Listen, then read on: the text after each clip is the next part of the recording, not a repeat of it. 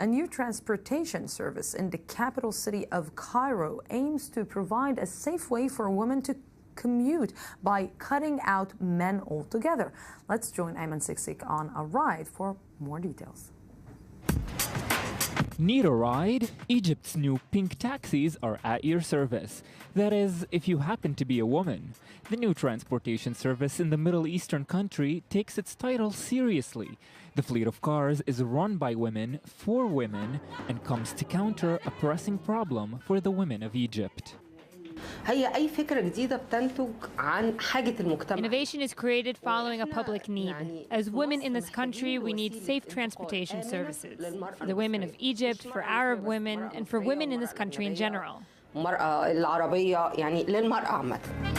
The introduction of the women-only pink taxi is seen in Egypt as a positive step towards making Egyptian women feel safer in public. For the reported 90% plus of Egyptian women who suffer sexual harassment on public transportation, the initiative is a blessing. We offer them privacy and security, and above all, comfort. Women don't have to feel uncomfortable or worried. If they need a taxi at a late hour in the evening, they feel safe taking one with a woman driver. And aside from being safer for passengers, the company also look after us, the women drivers.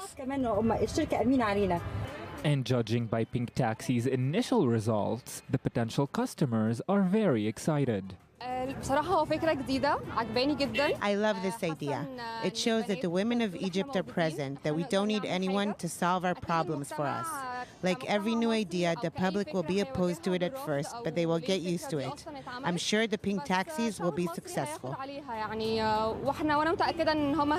But the ability of the project to tackle this large-scale problem of sexual harassment in Egypt has been questioned from the get-go. Some critics are saying the pink taxis will encourage segregation of the sexes. Women have the right to feel safe while men are around too, they say.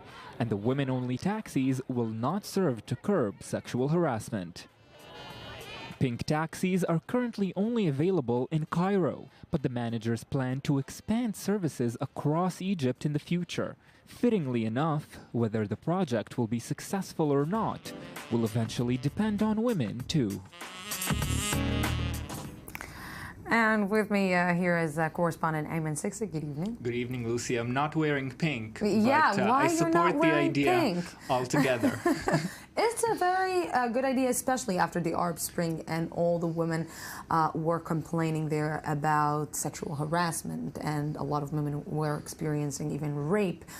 This initiative coming from women, it's amazing to see. It is amazing to see, and it's very timely. I mean, we hear reports that under El-Sisi, President El-Sisi, sexual harassment in Egypt is getting worse, and it's being used to quash protests. We're hearing reports that the military police, when people are protesting against El-Sisi in Egypt, they're sexually assaulting women to scare them away so they don't return to protesting again. So sexual harassment is being used as a political weapon in Egypt now, not just to harass women. And what is the reaction that is coming from the government about this? Well, so far, the government is being quiet. It's only in Cairo. So the initiative is receiving a lot of media attention, both in Egypt and outside of it.